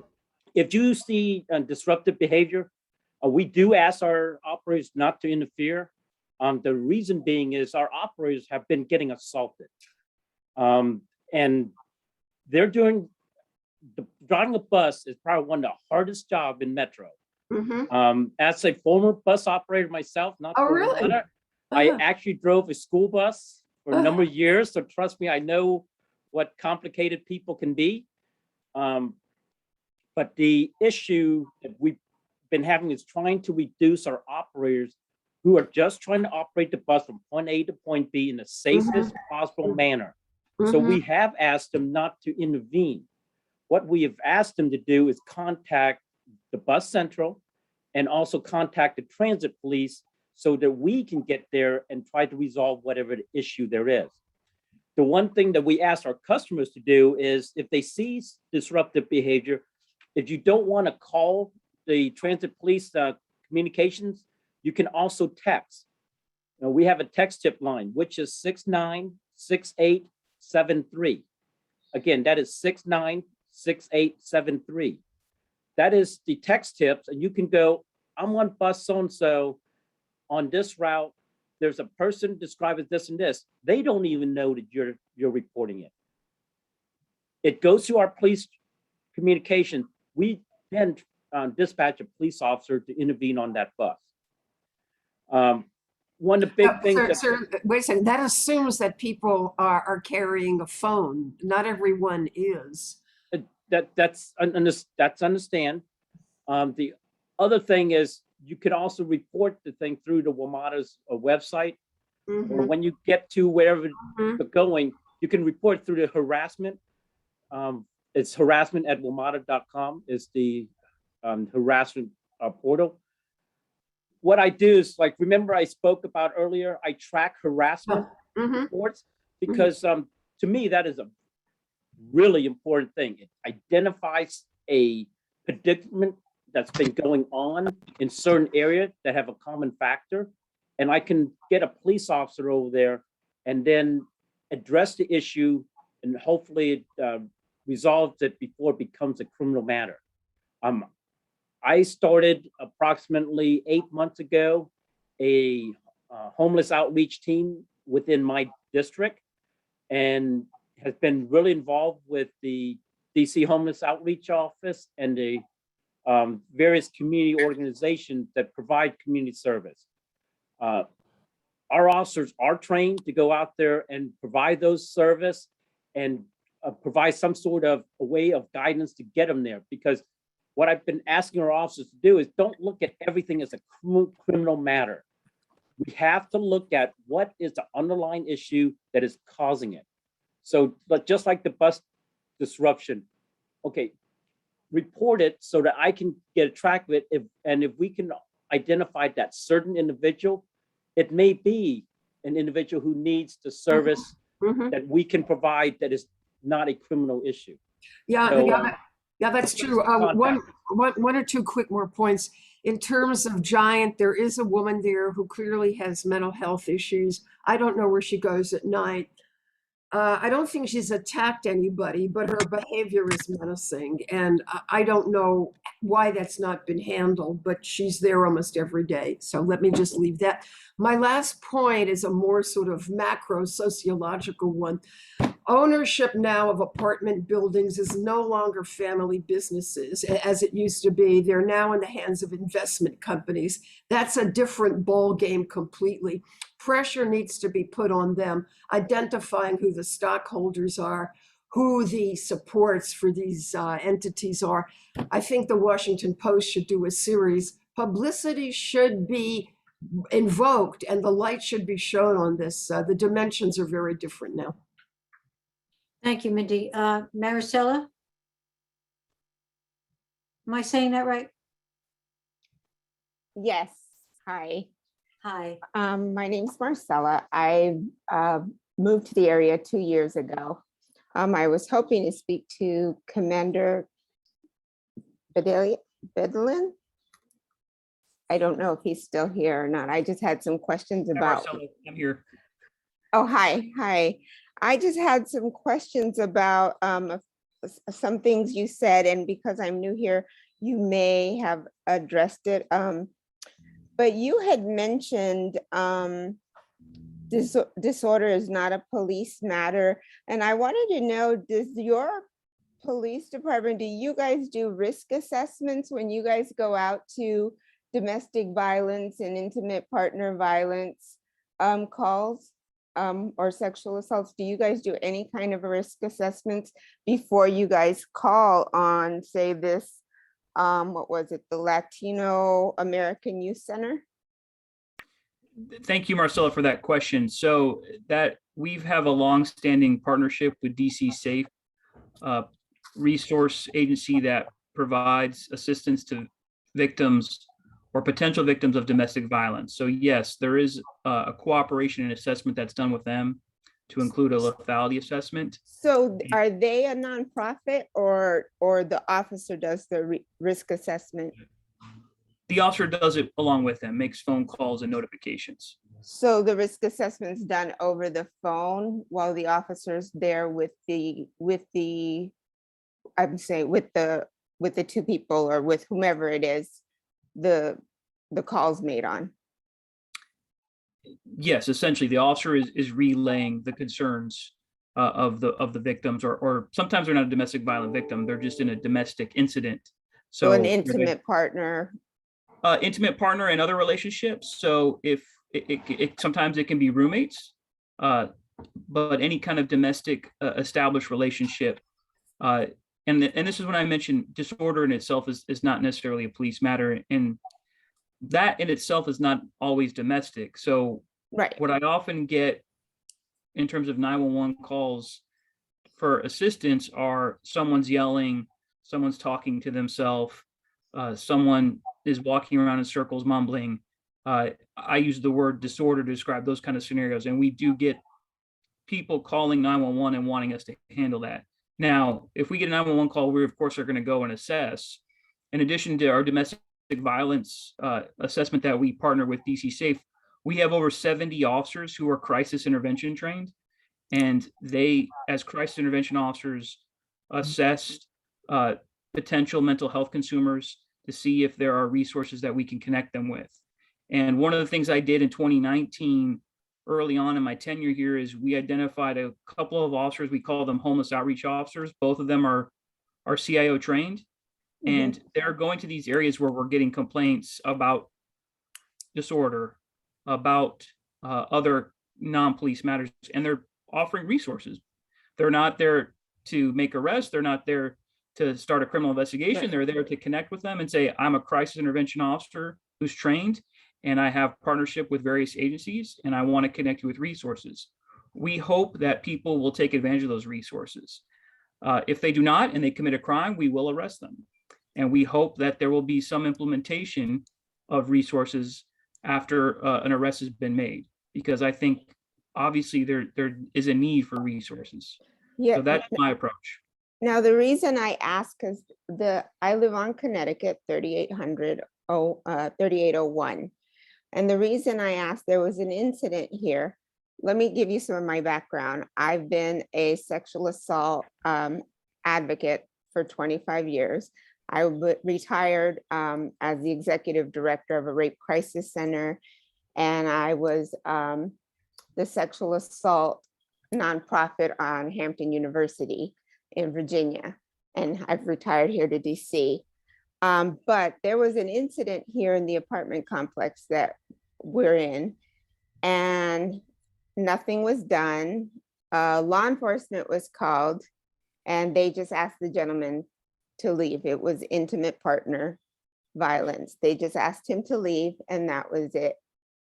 Come to find out, it happened again a few weeks later. It happened again, and we hear banging, and then she's yelling for help. But this time they just asked him to leave again, but the people that work at the front desk didn't even know what to do. So I had to go down there and call them and ask them, look, this is what needs to be happening. This is what needs to be happening in this instance, because nobody seemed to know what to do. And it seemed odd to me that nobody asked, is there a protective order in place? Because this wasn't the first incident with this young man and this young woman. Nobody asked her, is there an active protective order? Nobody's asked her, has this happened before? Or, they just let him kind of, you go your way, you go your way. And he came back later that night. Well, I would need to look at that specific case, right? Because part of what we do is we determine if there's probable cause to believe an offense has been committed. And as you probably know, Marcella, from your experience, if there's probable cause an offense has been committed in intimate partner violence, we are required to make an arrest. Right. And it as far as violent crime, it is a high frequency of our violent crime, domestic violence, and it's a very sad, unfortunate thing. And that's been a big driver of violent crime in these neighborhoods that we've talked about tonight, Van Ness and Forest Hills. So we did, in our Strengthening Community Connections event last Wednesday, we did do some outreach about this particular issue. And our officers are trained to identify those concerns. Now, I will say that we do get calls for people who are yelling, who are screaming, who are arguing, and it can sound incredibly unpleasant. Right. But that in and of itself is not something where we're going to make arrests. We're going to do a report. We're going to seek to offer services to individuals there, and we're looking for a resolution that's going to allow everyone to have a peaceful night. So it may involve reaching out to DC Safe, or it may not. It all depends. And if it's something that you're concerned about, I know people have talked about Lieutenant Amadeo. We also have Captain Frenzel and a series of supervisors. If you think an officer has not handled a domestic scenario appropriately, I would encourage you to let a supervisor know, because we want to look into that matter. No, And more of my concern is just kind of without knowing, I mean, wasn't in there. So without knowing all the details, there's no way to know, what happened. So, and I'm not going to guess or make assumptions. Okay. I think the point though is that if you think, you may not know for sure, but if you think that the response has been inadequate, you should talk to the supervisor. Right. I understand that Gil has returned. Gil, you're up. Sorry, yeah, I think I was on mute, but I just wanted to, I understand that it's about public safety, and there's really a major public safety issue that I was wondering if you're aware of around the Franklin Elementary School. There's a plan to release compounds that are known to be toxic, scheduled to be released by a DC water contractor. The ANC 3F committee has made a number of resolutions, freedom of information requests, and other actions to no avail. Also, it affects the apartments and others around the park. There was just an article today that this occurred elsewhere where kids were sickened. Even a previous environmental assessment recommended the same approach as the community recommends. We need your help. Who can we talk to at your office, DC Health, or other offices? Thank you. Okay, well, I have somebody who's helping me to do things that I'm not particularly good at. So Abigail, could you put in the chat contact with Anthony Catalino to pursue this? And if you send me an acknowledgement, I'll be happy because then I know you're hearing me. Sorry, Got an it. acknowledgement? Oh, yeah, You said thank you. got it. Okay. All right, so she'll send you a contact for that. Kim, you're up. Hi again. Thanks for having me Oh, come wait. back on. No, you already asked a question, right? Oh, I'm sorry. I thought you were going back around. No, I'm not going back around because Okay. there's some folks who haven't had a chance yet. Sure. And I think, is it JQ? Is that? Hi, yes, Hi. that is a nickname. Hi, I'm John Flynn. I am in the neighborhood all the time because sorry about that, because I both live and work in the neighborhood. So I'm a producer at WAMU, but I also live in the neighborhood. I'm actually in my building on a subsidy inclusionary zoning. And I'm also part of the Van Ness Main Street Board. And so I'm kind of catching on 4 strings I want to pull. So I'll just go ahead and ask all 4 questions. But one comment I did want to make, I know people are saying, why are we making this about race? But regardless of the voucher or not, profiling is something that I am concerned about. And I haven't experienced it, but I just really don't want it to become a thing. Like, I'm Black, my boyfriend's Black, most of my friends are. I just want us to be able to I want them to be able to visit me and enjoy the neighborhood and go to the businesses without having to worry. But the questions I have, some are stats and some are others. One, I think there's this assumption on who is doing the crime, and a lot of it's people saying it's low income, it's vouchers. And so I'm wondering, one, if there are numbers for that, like, do we have empirical evidence backing that up? 2, I'm wondering if there are any plans to have sort of like maybe community conversations for people to get to know their new neighbors. I've lived there since 2017, and I still don't know a lot of people who have lived in the neighborhood for 20 or 30 years. And I think when you know your neighbors and you know the issues they face, you know their faces, you know their names, a lot of issues can be avoided. The other, are there conversations happening with management of the different buildings? Because I'm in Park Van Ness and I really don't have any issues, but it sounds like managers of other buildings aren't really handling their business. And that does sound like a private business issue, but I'm wondering like what the conversation with that looks like, because I think that may be an issue specific to those buildings. And then there are quite a few questions on the days in, and admittedly, I've done some extensive reporting on childhood homelessness in the past. It was my understanding that families were no longer being sheltered in motels and hotels in the city. Are families being sheltered at the days in? And if so, what's the timeline on that? Because from my understanding, with the family shelters opening across all the wards, we weren't supposed to be seeing families in hotels and motels anymore. I realize that's a lot, but been waiting a long time, and I know other people have been waiting even longer. Starting at the bottom, your last question. David, do you have an answer about the days in? Because you were nodding. Yes, ma'am. Yes, ma'am. We are not in days in, and I think Ty or Ms. Holland responded to a question because someone suggested that they're currently having issues around days in, and we're not there, right? So I think that kind of speaks to the assumption that it's all low income, it's all voucher holders, and it's all of our customers when we're not using days in. To specifically answer Jacqueline's question, so the hotels we are currently in, Jacqueline, they are our PEP V and ISAC sites, and those are specifically set up for the pandemic to assist in providing safe places for folks to quarantine. So that is not a permanent part of our homelessness or shelter operations. They are very time limited and are associated with the pandemic.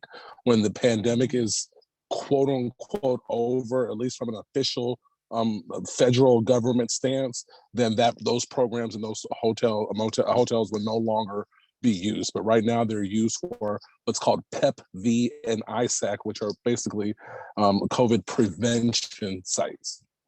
And David, this may predate a current issue, but the Yes, Days ma'am. Inn was being used for COVID patients for a while, and I don't know when it ended, but that did cause some disruption. I want to go to this point about community conversations. How could we get community conversations going with new residents and old residents? Council member, I would love to start initiating that in the new year. Like, that's really why I'm reorganizing my unit, and why I want to bring more of a community, those who are skilled and trained in the community engagement and not case managers, because they're two very different skill sets, right? Right. And so right. I think Jacqueline is very right, very correct in that when you know your neighbor, it's easier to have a conversation. When you build relationships, you can have those tough conversations. But when we don't know each other, I mean, people are strangers, it's hard, right? So I think there is great value in folks beginning to understand who lives in my neighborhood, right? And bringing back some. So your homework, in part, Yes, ma'am. Yes, is to ma'am. facilitate all this, particularly in this neighborhood, because I think everybody could benefit from that. So can we? So I I accept the challenge. Okay. I accept the challenge, friend. And my only request is, for those who participate, and I hope everyone participates, people come with an open mind to learn and to really meet their neighbors, and so that we can get away from a very important thing that Jacqueline spoke about, and that is profiling and assuming that every Black and brown or new face, I will leave race out of it, every new face is a face that is associated with a voucher, because that is not true. Okay. Excuse me, could we hear from Alexandra, our ANC right now, who has her hand up? Hi, good afternoon. Hi, good evening, everybody. I'm Alex Zappa. I'm the ANC commissioner for. You were next anyway. Yes, I was. So perfect timing. I just want to address a couple things. I think this conversation has been great. Just bringing the community together. So I really appreciate you, Councilwoman Cheh, for having this conversation. So my background is in health, in public health, as well as social determinants of health. I think a lot of the comments that Mr. Ross brought up, as well as Tawana brought up, are really poignant. I want to make sure that in our community, we are not conflating voucher holders with crime. So I really just want to emphasize that comment again, because those two, as JQ also brought up, we don't have evidence, like solid data, number, hard evidence to say that that is true. We have several members. I've served on the Housing and Neighborhoods Committee, as well as the Schools and Universities Committee. One thing, as we're talking about community conversations, those committees are really, really lacking additional neighborhood support. I am taking this opportunity to welcome all the people on this call in our neighborhood to be able to join those committees, to be able to have those community conversations, to talk about some of the issues that are happening in our neighborhood, and also to really be positive and trying to address some of these issues. There's, the commissioners, I have several commissioners on the call, including Commissioner Tandera, Commissioner Castillo, I see here. We are very concerned, of course, with safety. I live in 3003 Van Ness. There was that stabbing on the 7th floor of the West Building. That I moved from the West Building to 7th. I know that neighbor. Of course, crime is really, really a concerning issue, but I also want to make sure we are not conflating, again, that the voucher holders are the ones that are committing the crime. We have people who are on these committees, who are voucher holders, who are dedicated to improving this neighborhood. The other thing I'd like to say in addressing JQ's question around like what's being done in terms of having conversations with the building management. I had a conversation with Harry Graal, who is the head of the Tenants Association. I will be attending those meetings as well. I know there's going to be regular conversations with, I think, Commander Badillion as well. I have encouraged, I held a community meeting, about 50 people showed up. I encourage people to continue to reach out to me and CC me on those emails with the building management. I have put pressure on the building management to address some of these concerns, please reach out to DCRA. They have been very responsive. I'm working with, I'm supposed to have a call with Isaac Botum in the next 2 weeks or so to address some of the issues that are having, whether it be safety issues, whether it be unfair housing practices, whether it be holes in your ceiling. All of those things are things that I am working towards. Some of these are not going to be overnight, of course, but I know that the Tenants Association, I really appreciate Harry's support here.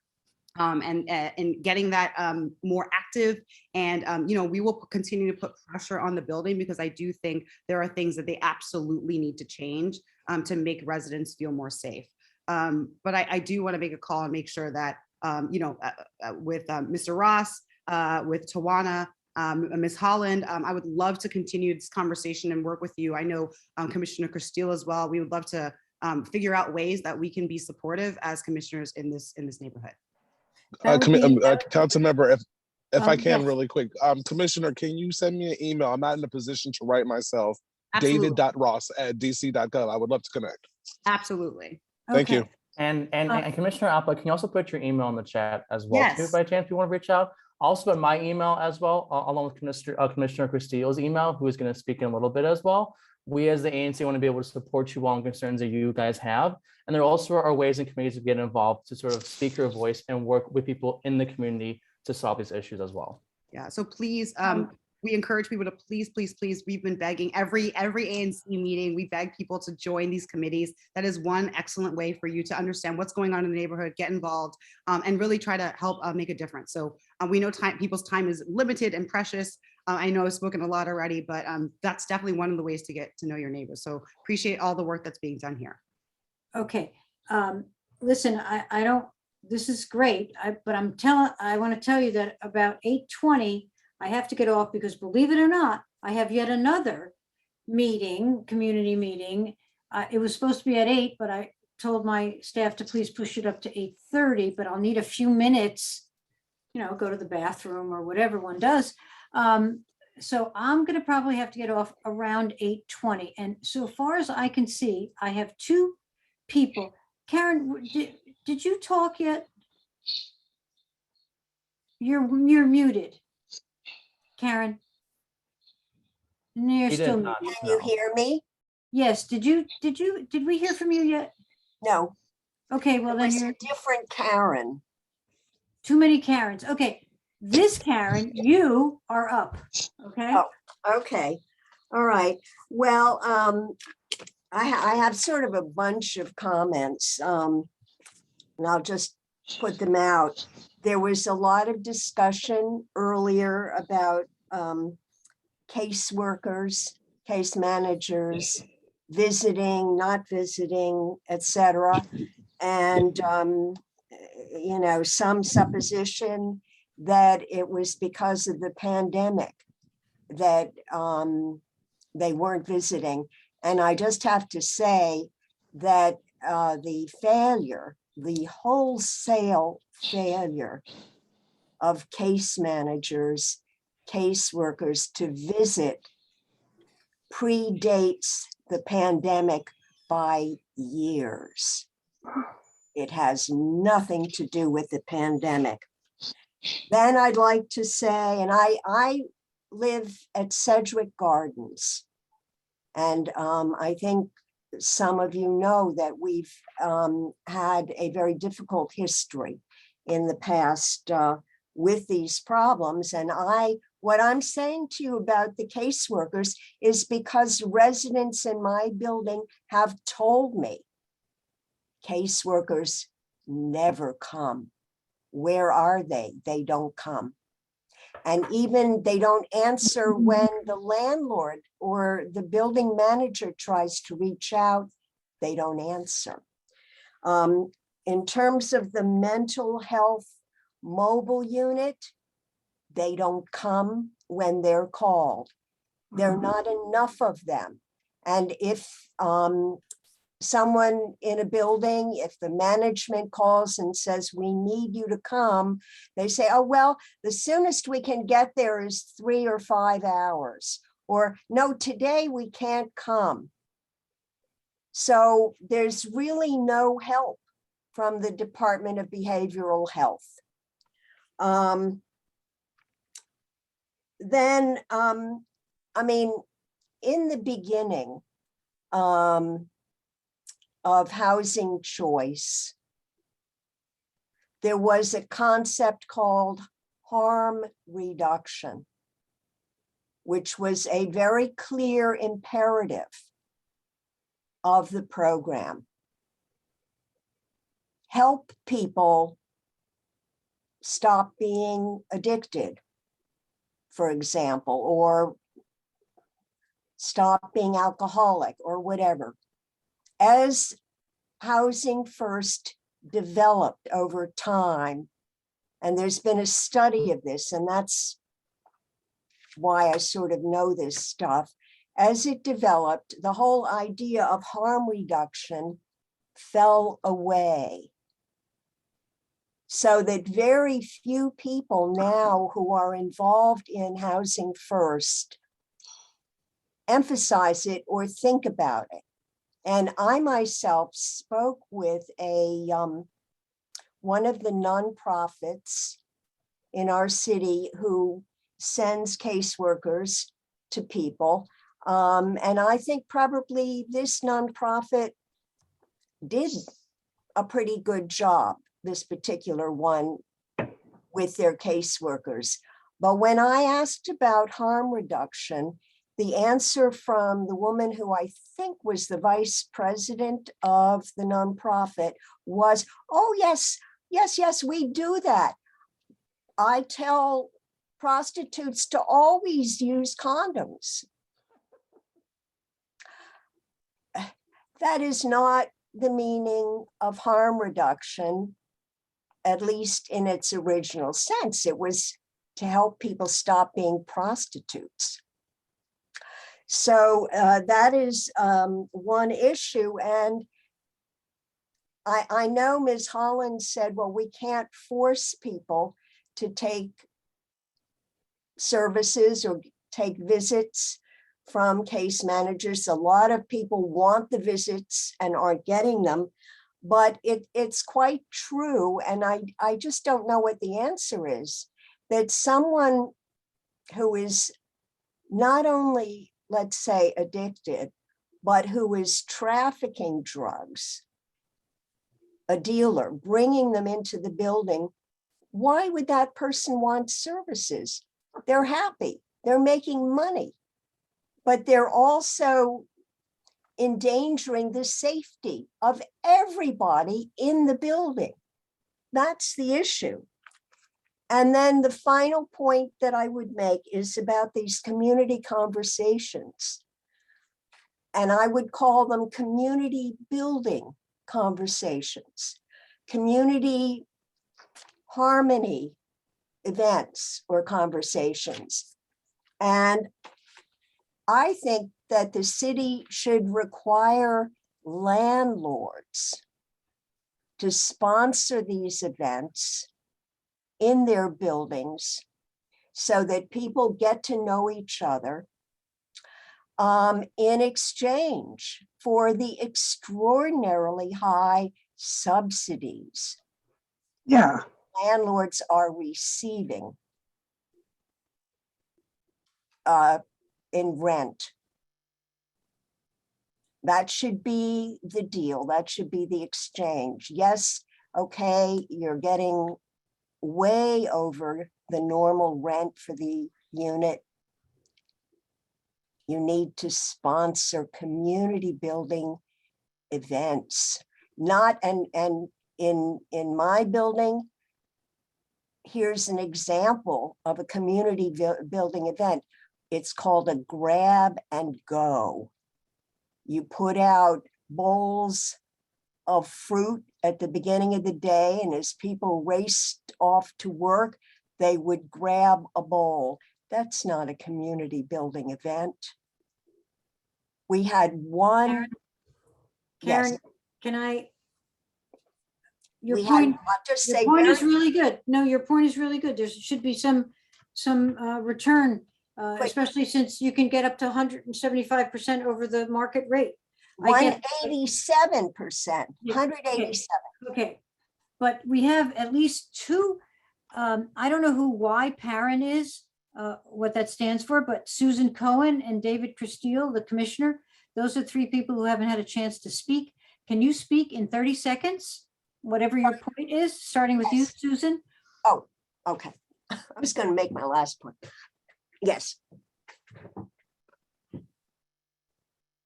Okay, now it's 25 seconds. Okay, I just want to talk about say one quick thing. If you're talking about fragile groups of people, let us not forget that senior citizens occupy so many of the buildings up and down Connecticut Avenue. They are a fragile community.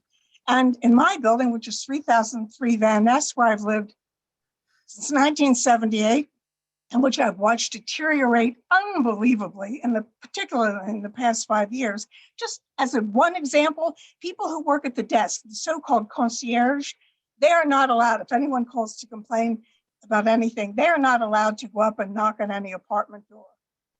I live here. What does that say about my safety if they can't do that?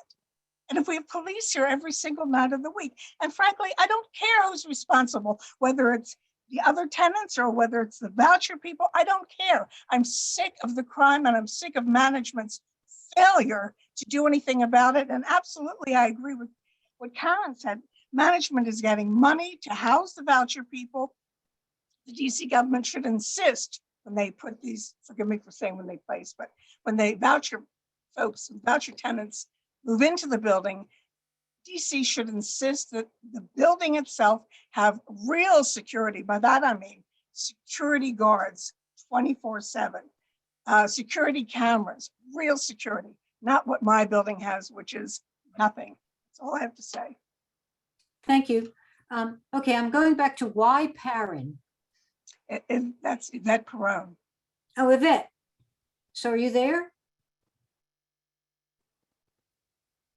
Okay, moving along. The last person who gets the last word is Commissioner Castile. Thank you, Councilmember Cheh. I think you've had a great meeting and I appreciate you doing this. I think. Oh, I'm sorry. My microphone was muted. You've been passed over for the moment. Okay. Commissioner, carry on. Thank you. Again, it's a lot of information, a lot of concerns. I tend to agree with Ms. Casson on these community building events. But I think it's not just several. I think all the apartment complexes, and I think the condominium should have this as well. And we would love to be able to support that work. I think the suggestions of the city agencies, I mean, Ms. Holland and Mr. Ross working with the management companies and Commander Bedley, that's a great idea. I know Commissioner Wall, who couldn't be here tonight, has tried that approach on some of the buildings up on Upper Connecticut Avenue, but we'd be happy to support that. And as Commissioner Appa suggested earlier, we're certainly looking for folks to help us with our committees. I mean, one example of a successful committee has been the Streets and Sidewalks, and we were part of that effort that got the protected lanes on Connecticut Avenue. We want to give a shout out to Councilmember Cheh for that as well. But again, thanks for all the participation tonight. And we'd love to be part of these community building efforts. I know, and somebody was here from Van Ness Main Street. I know Gloria Garcia would love that as well, because we want to, some of the help for the businesses that could have is really having a vibrant residential surrounding community. So if we're getting to know each other and shopping and walking these streets, I think that'll make this a better neighborhood. Thanks. Thanks, Commissioner. And Yvette? Okay. You get the last I'm word. sorry. I'm sorry. To Mr. Ross, this program has not been thought out well. There are nonprofits such as Bon Jovi who put people in private homes and help the homeless.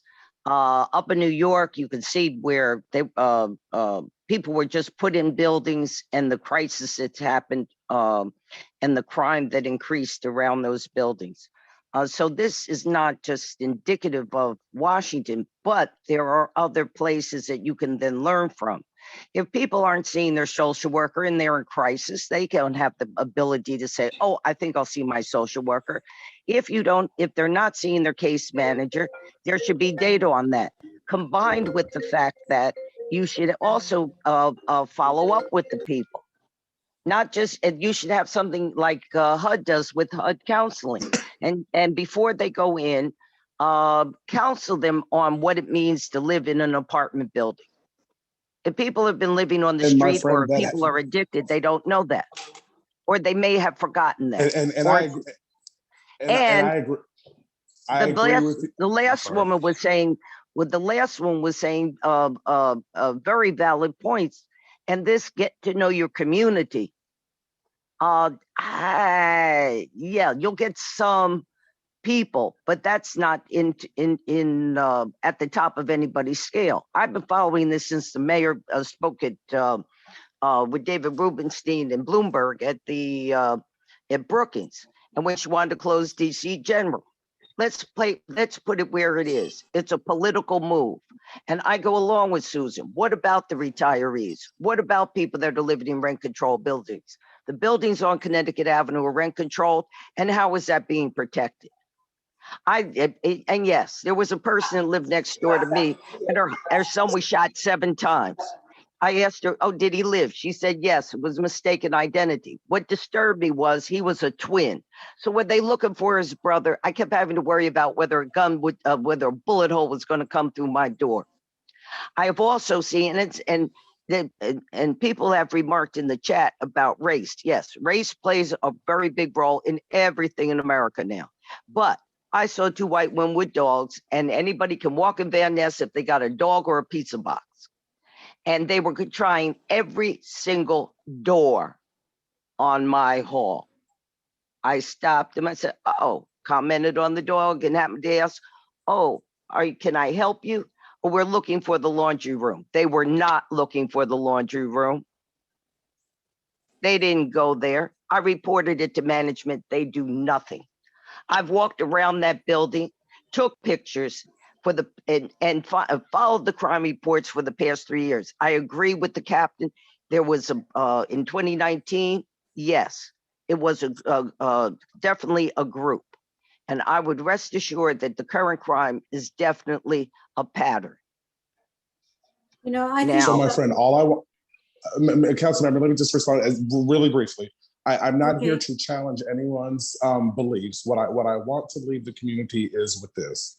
Where there are challenges, we are here to partner with you, okay? No one thinks that life is that easy, or voucher residents, humans who hold vouchers come with no challenges. What my statement at the end that I hold dear to is that while you residents have experienced issues with particular humans who are residents of the districts who have vouchers, that's not every voucher holder. And so to expect or mandate a building who accepts vouchers upon lease up to have additional security and watchdogs, and that's to assume that people on vouchers are inherently violent. And what I'm saying is that it's not true. So where there are those who break the law, I am 100% a law-abiding citizen, and I say, let's call MPD. But where that is not the case, let's help our neighbors learn how to be better neighbors. And that's all I'm asking. And we are willing and here to be a part of that solution, Tony. That's all. Okay, well, thank you. I want to thank everybody. We didn't really get to the businesses. We didn't really get to the situation at CVS or at Giant, although we still probably have the representatives here, and I want to thank them for coming. So we need to, in another context, pursue that as well. But it seems to me that we do have some things on the agenda. Number one being, more responsible management for sure, better work from DHS. I think even you will agree with that, the DHS representatives, and residents themselves having to take the time to understand and meet their neighbors. But and there's probably more, but I'm sorry that I'm in a bit of a rush. They schedule me too tight. Can you believe I have from morning till night, and I don't even get to go to the bathroom, as I said. But I am going to manage that, and I'm going to be late for the next meeting. So here's what I'd like to do. I'd like to thank everybody. I'd like to thank our police officials, our agency officials, and all of the residents who have participated in this, because I think it's helpful for, if nothing else, for each of us to share what our experiences are so that we can, begin to figure out a way to resolve them. And it also gives a sense of solidarity that people, need in terms of trying to figure out what to do next. At that, I regret that I do have to close off this meeting. Kim, you had your hand, but we're not doing a second round. I'm sorry. And I think I'm just going to wish you all a good night and thank you. And we have some stuff we can do. So we'll set about doing that. So thank you very much. And good night from me anyway. You all can stay on and hang out if you want. Do your community building without me. Okay. Anyway, good night, everybody.